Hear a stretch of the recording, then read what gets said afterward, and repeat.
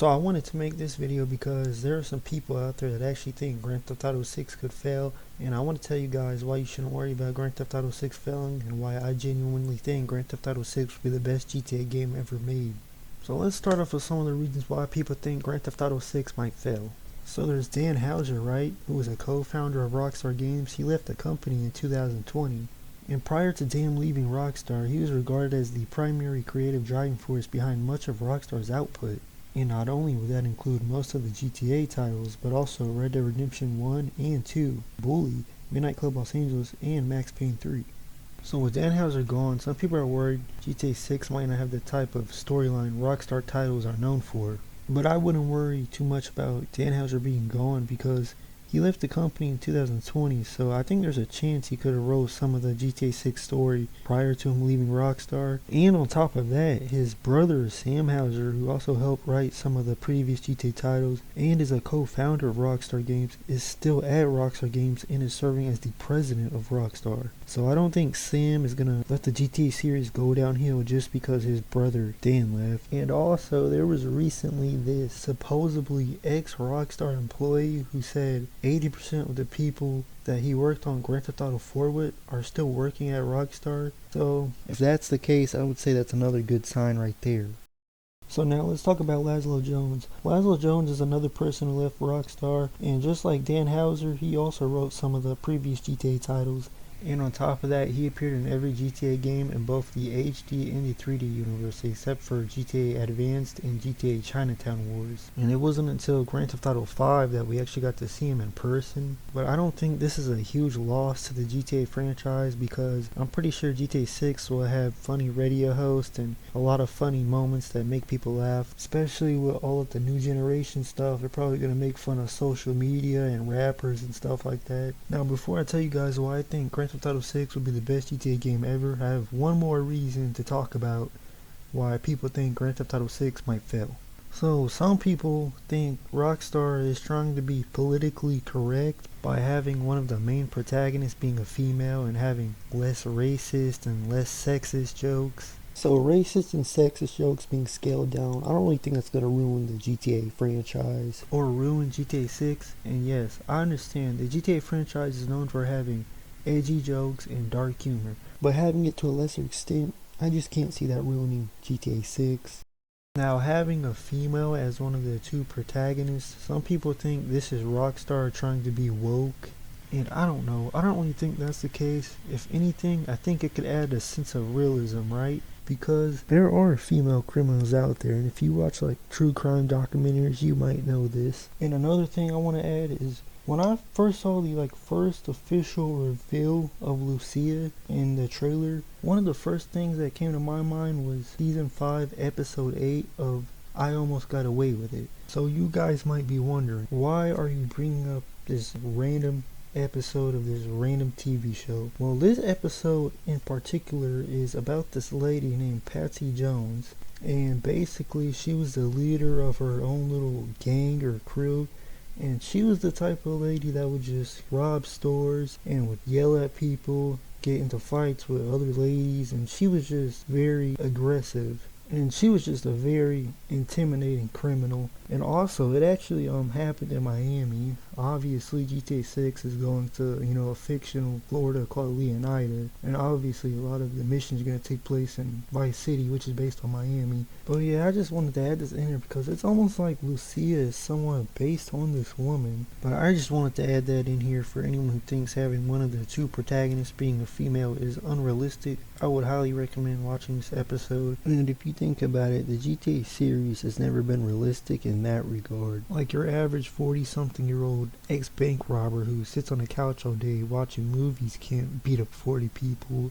And the same thing with like your average meth head in a trailer. So now that we talked about some reasons why people think Grand Theft Auto 6 might fail, let's talk about why I think Grand Theft Auto 6 will be the best GTA game ever made. So if you guys think about it, we never had a GTA game like GTA 6. It seems like every GTA game is a little over the top, and a lot of the missions are kind of like action packed, and the game sometimes feels like Scarface, and even Grand Theft Auto 4 kind of feels like that in my opinion. And there's just so many action packed missions like it's an 80s or a 90s movie, and especially with GTA 5, it felt like an 80s movie to me. And I understand they took some inspiration from the movie Heat and the TV show The Sopranos, and I don't think GTA 4 or GTA 5 or any of the other previous GTA titles were bad by any means.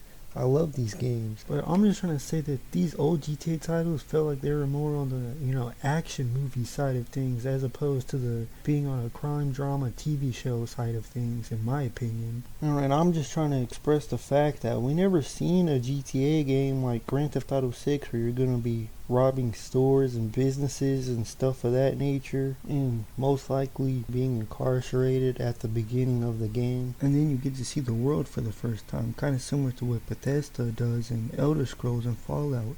You're in a vault or a dungeon, then you get to see the world for the first time. And I'm pretty sure Rockstar does pay attention to successful things that other video games do. And think about how much of a grounded and hands-on approach Grand Theft Auto 6 is gonna have.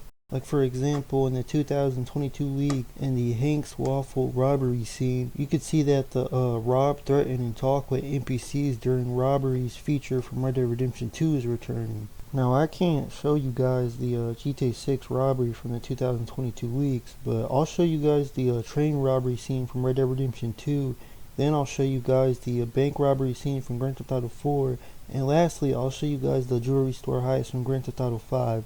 And I want you guys to think, which one gives off the most suspense? Which one is the most scary robbery?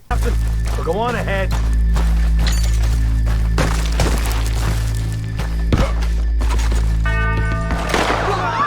Everybody stay calm and nobody will get shot. Go. Everything you got. Money, valuable. Don't do it. Stop. Don't do it. I beg you. There you go. Let's make this quick, people. Come on. We ain't leaving till this bag's full. This is I ain't got nothing. Want to have a little chat with Romeo and Juliet here? I am adverse to conflict. What's my money? Don't do this. Just give it to him, Thomas, please. Okay. Come on. Okay. In the bag, everything you got. Keep it coming. Don't be shy. People like you make me sick. These two seem to think we're playing games. What did I do? C'est de la folie. God damn it. Sick is better than dead, lady. And I'm losing my goddamn patience. Let's just do it. Ladies and gentlemen, this is a robbery. Let's make this quick. No, you go ahead and look for the baggage car. Right, you are. Tough guy, huh? You sure about that? Come on! She said, almost. Everything you got. Money, valuables. We ain't leaving till this bag's full. You won't get a damn cent from me. Let me hand you over to my friend then. Stop. Put it down! Son of a bitch. Come on, cup it up, people. Don't be shy. Everything you got. Let's go. I'm not a bad man. Please, don't help me. I don't want to get hurt. I can handle this from here. You should check on Sean. Okay.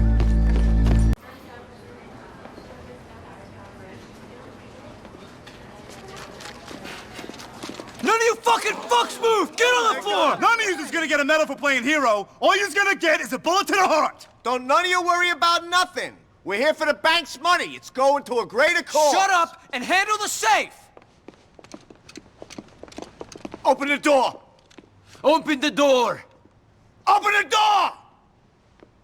Open the fucking door! Okay, wait a minute. I got it.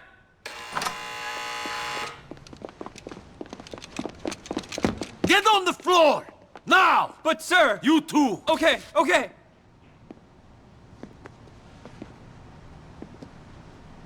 Hey, yo, I'm a gun club member. I'm gonna take these rookies downtown. Are you with me? Hey, what's your name, son? Luis, but this ain't such a good idea, bro. Yeah? They said catching that pass in my high school championship football game was a bad idea, because I broke my leg in 13 places, but I scored a touchdown and won the game. The world was built out of bad ideas, my friend. Come on. The PE-4 has been molded and is set to explode in 60 seconds. Now listen, people, we're your friends. Me and me brother here. Why are you telling them we're brothers, you idiot? That's gonna make it hard for them to find us, isn't it? I'm trying to be honest with these people. We put them through a lot today. Fuck these people, fuck your cause. That shit's over. Ireland's not the only thing that's green. Dollars are too. Now you said bloody Ireland. That's gonna narrow the search, ain't it? Fuck you! Take the needle out your arm, then tell me what to do. I'll let you tell me what to do when you stop shoving half of Bolivia up your nose every Saturday night. Motherfucker! Fuck! We told you not to fuck with us! Shit! Michael! Saint fucking Michael! Fucking shit! Get the money! Me and my brother will watch the kids! Go get the bikes. Let's go! Ready? Ladies and gentlemen, this is your moment! Please don't make me ruin all the great work your plastic surgeons have been doing. On the floor, now! Go, go, go, go! I'm on the cases.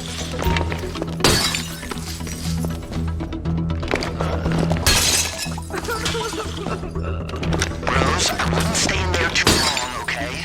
This alarm is gonna go at some point. You gotta be kidding me! Why did I employ a hacker who can't run antivirus software? Shit, okay, the alarm hasn't gone off yet. Come out, let's get out of here!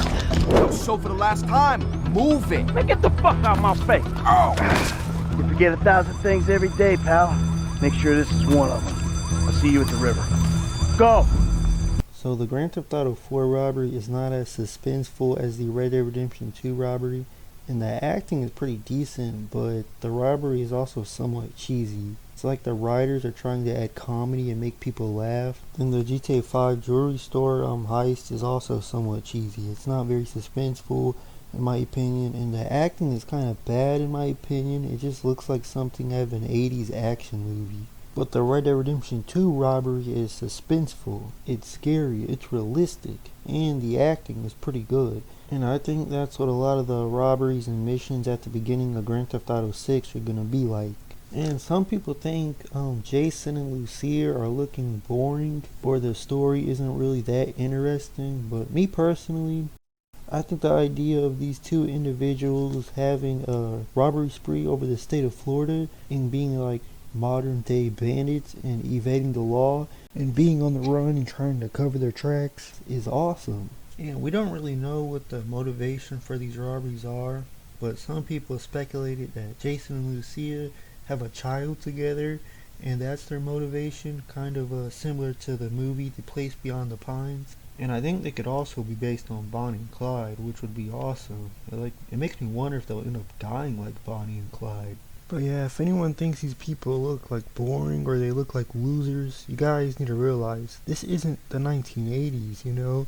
Every main character isn't like gonna have a chiseled jawline or a six-pack or be like Arnold Schwarzenegger or Chuck Norris and could beat anyone in a fight. A lot of main characters in like TV shows, movies, video games, they kind of have loser personalities. And now that I think about it, all the previous GTA protagonists are kind of like that. But I don't know. Seems like a lot of people don't realize that, or they tend to forget that. But a lot of people like these loser type characters, whether they realize it or not. And especially with Jason, a lot of people are saying he looks like a loser. But look at Niko Bellic. Vlad is like calling him a yokel and a dirty peasant and telling him to make him a coffee, threatening to like cut his head off and calling his cousin fat. Then a few missions later, Niko was shooting Vlad in the head with a Glock 17. And that is what makes people love a protagonist, is when they show what they are truly capable of doing. And also, in the Hank's Waffle robbery scene from the 2022 leaks, Jason says, "Don't mistake kindness for weakness." And there were a lot of people speculating Jason's a cop or he's in the military, or that he's an ex-cop or an undercover cop or ex-military. And some people were saying this because he's wearing a white tank top with these green cargo pants and a silver chain that looks like it could be dog tags. And some people are saying maybe he's wearing this as a reminder of his military service, or he's in the military right now. And there's people saying that maybe he's an undercover cop or like an ex-police officer because he has trigger discipline compared to Lucia, who doesn't have trigger discipline, and he has a buzz cut. And I came up with a theory that maybe he's a fan of cop and military stuff, and it shows, and maybe that's why he might look like a cop or sound like a cop during his robberies, or have trigger discipline and, sport a buzz cut. And just because somebody has a buzz cut, it doesn't mean that they're a cop or in the military or involved in that in any sort of way. Anybody can get a buzz cut if they want to. And maybe him having trigger discipline will mean that if your shooting stat is higher in GTA 6, it shows. And maybe not only does it show for story mode characters, but it also shows for online characters. Maybe that's what they're trying to display to us. And if you look at Jason's appearance from the 2022 leaks, he's wearing these green army shorts that someone would wear if they were a fan of military stuff. And looking at his physical appearance, he looks like he could be a skinny drug addict of some sort. So I think this means Rockstar's true intention for Jason was never for him to be an ex-cop or ex-military, but somebody who's a fan of that type of stuff. And maybe he wants the police or the FBI to think he's involved in law enforcement or to think he's in the military. And if that's the case, I think it would be awesome because it adds a sense of realism. Because I'm pretty sure I've seen true crime documentaries where you have an individual committing a string of robberies and whatnot, and the police or the FBI think this individual might be in the law enforcement or in the military. And it kind of reminds me of how Michael is a fan of movies and likes to use movie quotes during his heist. And there's also a scene from the 2022 leaks where Jason says this character Sam looks like he's straight out of a mob movie. So does that indicate that Jason's affiliated with the mafia? No, it means that Jason is a fan of mafia movies, just like real life people and just like real life criminals. I mean, I'm pretty sure Jason is just going to be another convicted felon who can't join the military or law enforcement, just like Lucia and like almost every past GTA protagonist we have had. And I think he's just going to be another GTA protagonist that people love. And I feel like if they were truly trying to tell a story of like an undercover cop or ex-military, ex-policeman, they probably wouldn't make it so obvious, and it would probably prevent them from being able to do cool things with the story. And I think the plot is going to be great. It's going to be like something you might see on an episode of Forensic Files or the FBI Files, and Jason and Lucia are going to be trapped in fictional Florida, and they can't exit state lines because they'll probably easily get apprehended if they try to do that. And imagine like Jason and Lucia, they commit their crimes and then they see that they're on like national news or international news, and the FBI or the FIB as it's called in the GTA universe is trying to like capture them, and they see like people making Instagram stories about them and going to the places where they committed their crimes and stuff like that. And people all over GTA's like social medias, like Bleeder, which is based on Twitter, or Life Invader, which is based on Facebook, they're just talking about like the crimes that these two individuals are committing. And I think the GTA 6 story has the potential to be really dark, maybe even more dark than Grand Theft Auto 4. Like imagine Jason and Lucia accidentally like kill someone who's really young, like 18 or 19, or they accidentally kill a father or mother of 4, and then they have to dispose of the body, and it creates for like this really sad scene that makes some people cry the first time they see it. Kind of similar to how like the Red Dead Redemption 1 and 2 story has some really sad scenes. But yeah, I just think whoever did the acting for Jason and Lucia did a great job, as we could see in like the 2022 leaks. And I think the community found out who is most likely playing Lucia, but we still don't know who is playing Jason. And I can't really imagine any of the previous GTA protagonists having the same type of dialogue and doing the same type of things as, Jason and Lucia. And I think the plot is going to be like one of those things that when they happen in real life, people are talking about it for years. It's all over the news, it's all over social media, and people tell their children about it, they tell their grandchildren about it, and especially people that actually witnessed these crimes. And it kind of goes back to what I said earlier about it being based on Bonnie and Clyde. And I think it's just going to create for this nice feeling and aura that we never quite seen in a GTA game. Especially if the game has multiple different endings, and it's just going to be a nice addition to add to the HD universe of GTA. And here's another thing I want to bring up, and this is very interesting, and this comes from the Game Informer's world exclusive preview of GTA 4. I'll put it on the screen here, but the reason I bring this up is because I think this is the same exact formula Rockstar is using for GTA 6. And maybe this wasn't 100% the formula they used for GTA 5, And they talk about the idea of players plotting their own destiny. And in GTA 4, you have these two options you can choose from towards the end of the game, right? One is getting revenge, and the other is money. And depending on which one you choose, either your cousin will end up getting killed, or your girlfriend will end up getting killed. And that ultimately results in your destiny. Then in GTA 5, Michael reveals to Franklin that he's working with the FIB, and they helped him fake his death and get away from a life of crime back in the day. Then at the end of the game, Franklin is given the option to either kill Michael or Trevor, or to choose Death Wish, and that ultimately results in the destiny of all three protagonists. Well, imagine if GTA 6 had something like Jason or Lucia can end up becoming like a police informant or like a snitch, and that results in one of them getting sentenced to life in prison, and the other one living happily ever after in the witness protection program after serving a few years in prison. Kind of similar to like Tommy Angelo at the end of Mafia 1. Or they can ultimately stay loyal to each other and stand by each other's side, and that results in both of them dying like Bonnie and Clyde. And they talk about how you're just one fish in a big pond of other fish, and how New York motivation isn't just about turning up here and becoming the king, and how that's an impossible goal. And obviously the state of Florida, just like a lot of other places in the US, it's the same way.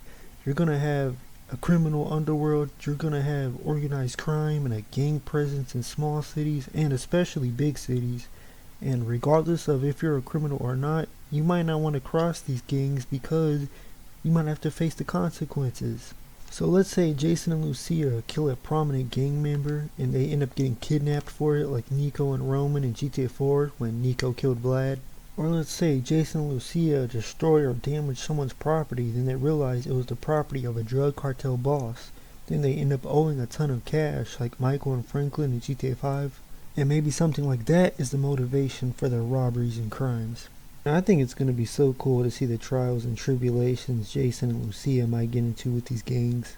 Then they talk about stepping into Liberty City in 2007. It's a bigger city in a different age, and how these are both things that could have a huge effect on the way that you approach your criminal activities.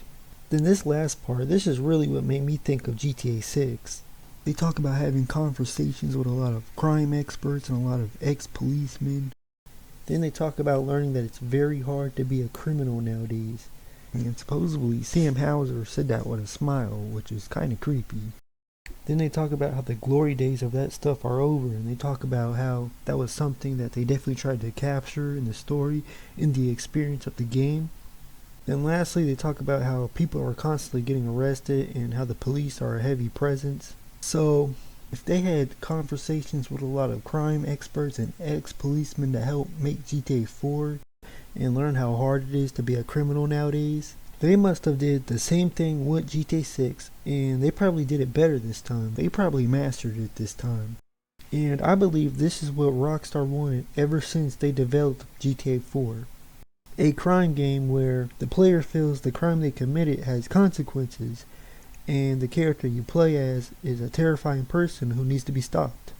And it kind of goes back to what I said earlier about it being like something you might see on an episode of Forensic Files or the FBI Files. And also, let's remember, this is the first GTA game where the plot is inspired by a true crime event, which would be Bonnie and Clyde. All the other GTA plots were inspired by TV shows and movies for the most part. Now, of course, San Andreas was inspired by some real-life events like the LA riots, the Rampart scandal, and the crack epidemic, but the plot, for the most part, was inspired by TV shows and movies. Then at the end, they talk about people constantly getting arrested. Think about Jason and Lucia driving by the cops after potentially committing a robbery or something. And that is suspenseful and scary. Imagine being in their shoes in real life. And we don't really see anything suspenseful like that in the GTA 4 or GTA 5 trailers. And another thing GTA 6 sort of reminds me of is this game that got announced in 2004 and was cancelled in 2006. And this game was called Fear and Respect. And this game was going to be like a rival with GTA San Andreas.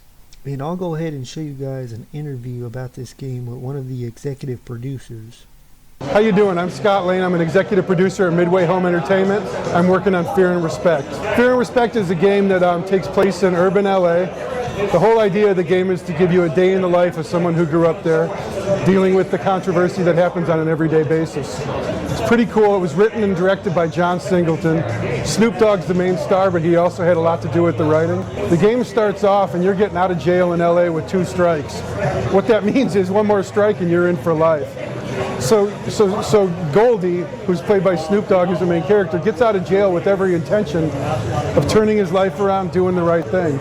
Due to forces outside of his control, if his family gets in trouble, he gets kind of sucked back into the life and has to keep his family out of trouble. What's pretty cool is the story, it takes place in current time, but there's also flashback scenes and you play through them. So there might be a scene in the early 90s, the mid 90s, and now, and it all kind of fills the picture of the complete story.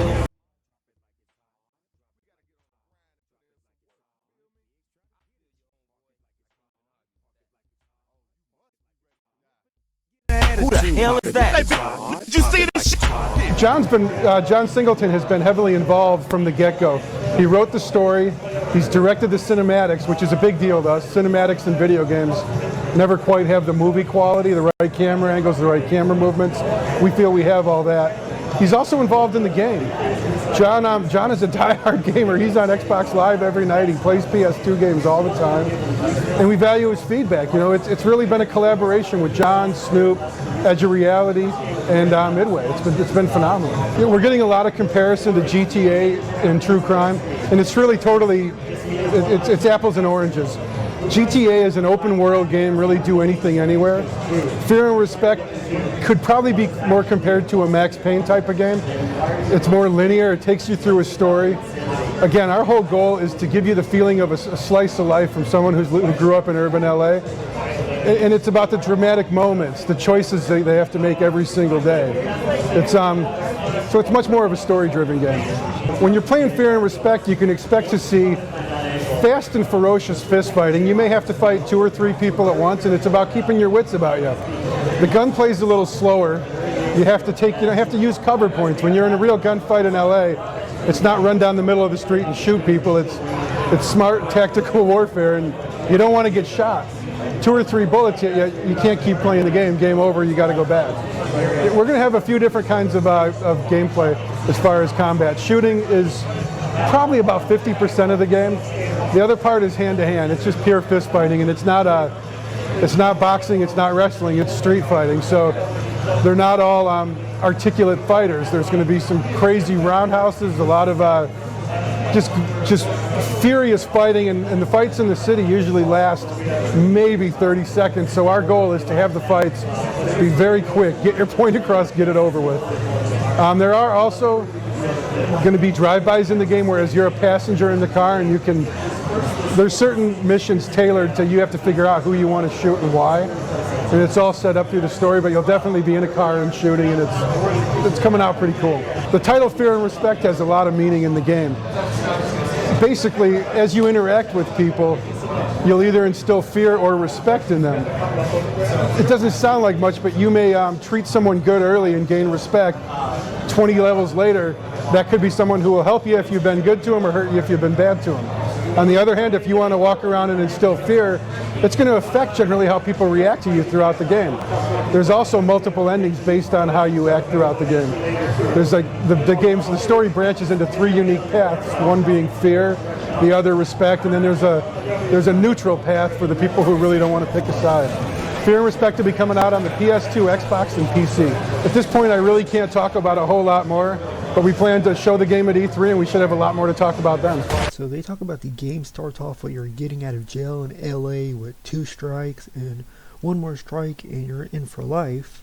This kind of makes me think about how in GTA 6 we're going to be starting off the game incarcerated as Lucia and talking to a parole officer and having a ankle monitor on like we're on parole. And they talk about trying to get the cinematics to be like a movie. And the GTA 6 trailer definitely has cinematics that look like a movie, especially compared to previous GTA trailers. And they talk about fast and ferocious fist fighting and fighting 2 or 3 people at once. And they talk about using cover points and having smart tactical warfare and not wanting to get shot.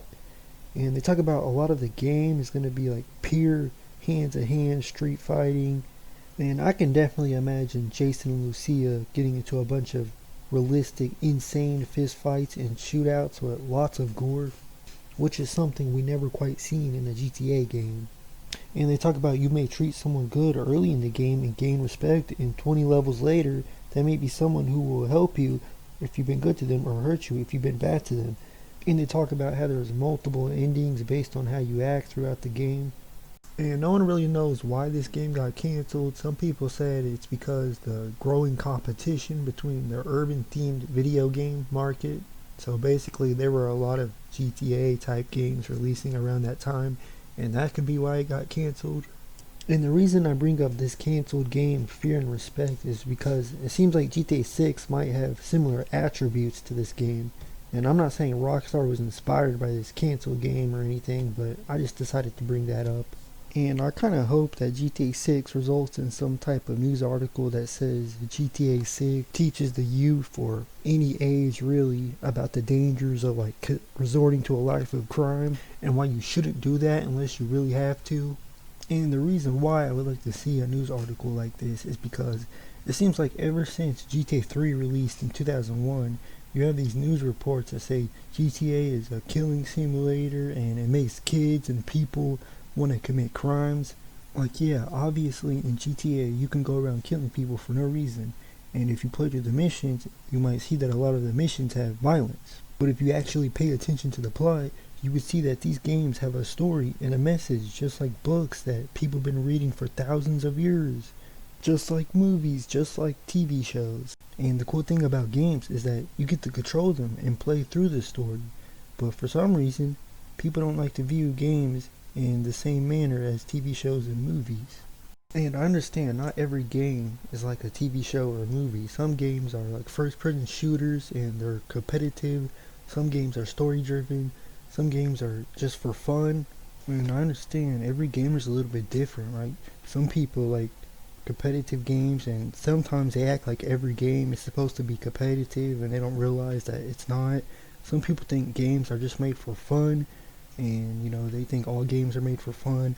And some people, they like story-driven games, but I realize every gamer is different. But you're always gonna have people like Andrew Tate and his brother that say stuff like this. Imagine sitting there with a chick. Okay. I've got a Ferrari and a Lamborghini. In GTA 6. In GTA 6. Oh no, yeah, I've been to that club. Yeah, in Miami, yeah, I've been to that club. In GTA 6. I don't take shit from nobody, man. I'm a boss. Everyone's scared of me. In GTA 6.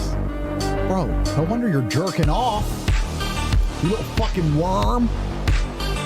You're a dummy. You haven't got time for this shit.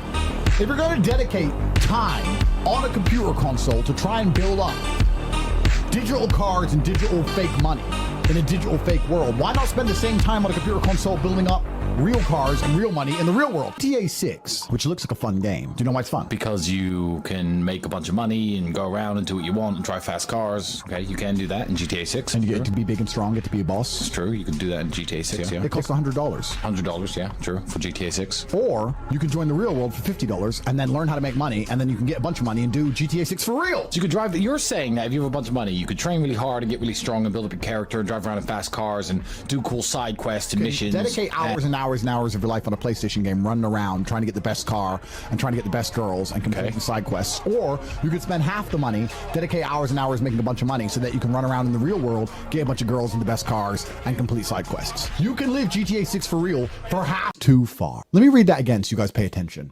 You can prepare a map to paradise.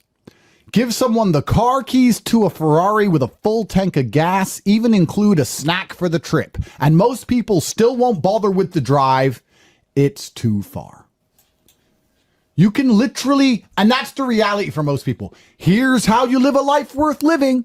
I know you want it because you play it in GTA 6. Yeah. I know you want it because you talk about it in the fake world. Here's how you get it in the real world. Here's a map. Here's how you get there. Here's exactly how it's done. What if it gets hot? Mates! Dickheads. Heroes Year is available for anybody who actually fucking wants it, because your 2023 was a waste of time, and you cannot afford to waste another year. I could sit here and remind you that you're all going to eat the bugs, and that you're all going to be enslaved. And that's getting worse and worse. Carbon credits. Carbon credits. Elections aren't real. It's all coming. Judicial system's not real. Most people load up GTA 6 and they work really hard to build up their little GTA 6 bank account, but we don't have to do that because we've got real bank accounts. Bank account. And people care.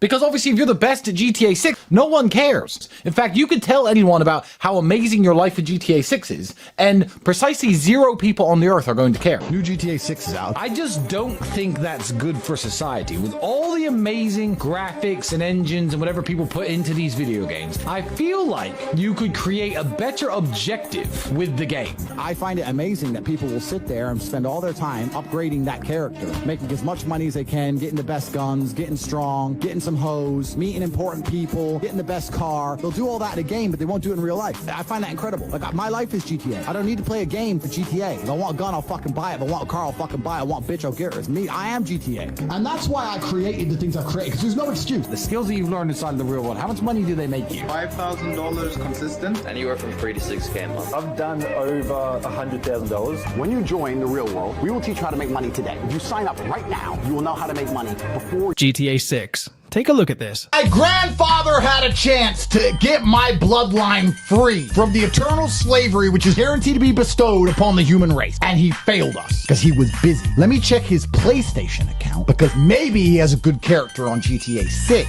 which will make it all worth the slavery, the endless injections, the fact I can't leave my home because I don't have enough carbon credits. But at least maybe he had a Ferrari on a video game. Maybe. You know the worst thing? They'll probably check their account and all these people don't complete the game. 67% failed at GTA 6. Failed! So according to these guys, GTA 6 is about being a rich social media influencer that has a Ferrari and a Lamborghini and likes to go to clubs in Miami. And according to these guys, GTA 6 is about being a rich social media influencer that has the best cars, the best women, the best guns. And I want to know where they're getting this information from, because you can't even get woman in GTA. Yeah, you could pick up a prostitute, you could go to the strip club, but you can't get woman. And I wouldn't be surprised if Andrew Tate and his brother never committed armed robbery or never committed Grand Theft Auto, which is literally the name of the game. And they're over here saying they're the real life GTA.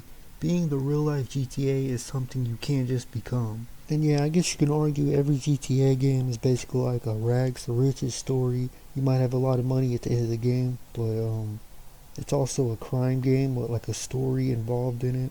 And if they made like a movie about being a rich social media influencer, or a video game about being a rich social media influencer, I don't really think anyone would care to play that game or watch that movie. And the point of this video wasn't to say GTA 4 and GTA 5 are bad and all the other GTA games are bad.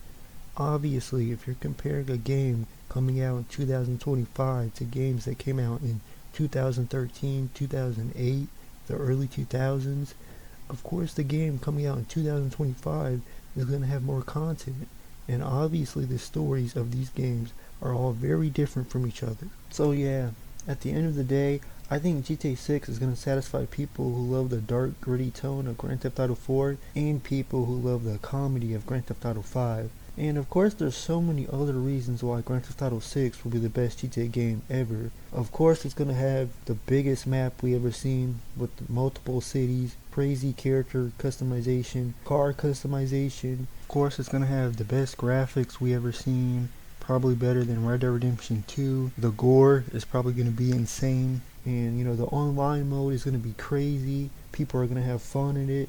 And there's so many other things, but I wanted to talk about what other people aren't talking about.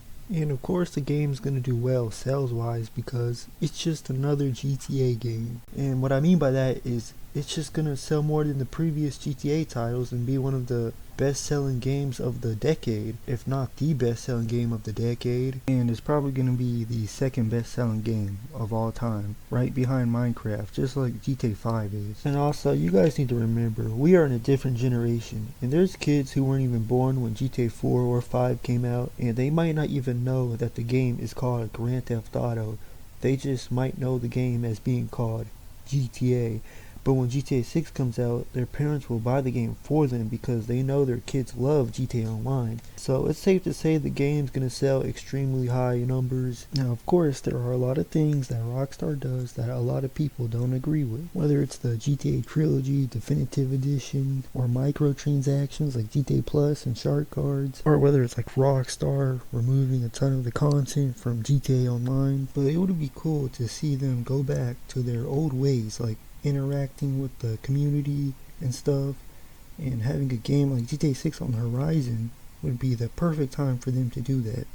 But I don't know, I guess we'll just have to wait and see. That was pretty much my take on why you shouldn't worry about Grand Theft Auto 6 failing, and why I think GTA 6 will be the best GTA game ever made. And if I'm wrong about any of the predictions I made in this video, I will happily admit it when GTA 6 comes out. And I'm curious of what you guys think of my opinion and the points I made, so please let me know in the comment section, do you agree or disagree with my opinion?